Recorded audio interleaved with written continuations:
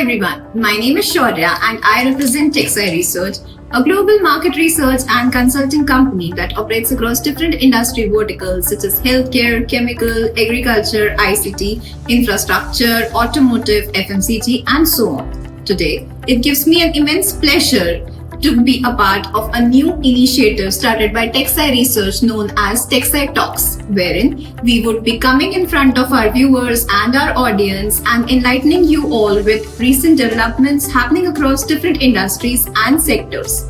Today, we would be talking about one of the most interesting topic happening across the healthcare industry in India, that is the consolidation happening across the hospital sector in India due to an increase in merger and acquisition activity. Indian healthcare industry and Indian hospital segment, which is one of the biggest segment of the healthcare industry, which according to TechSci Research valued at around 87 billion in 2024 and is expected to grow at a healthy rate of around 8% in the next few years.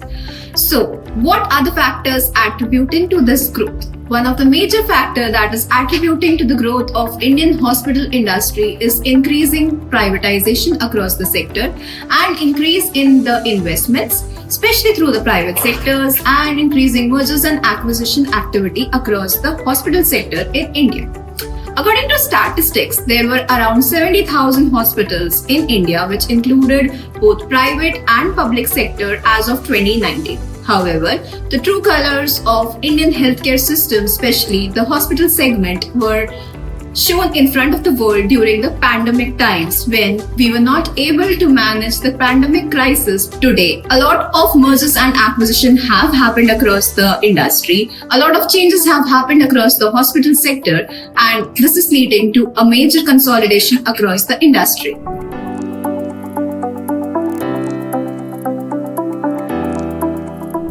When we are talking so much about the merger and acquisition and increasing privatization across the hospital sector in India, so how can we miss the two major dealings that have happened across the hospital industry in India in 2023?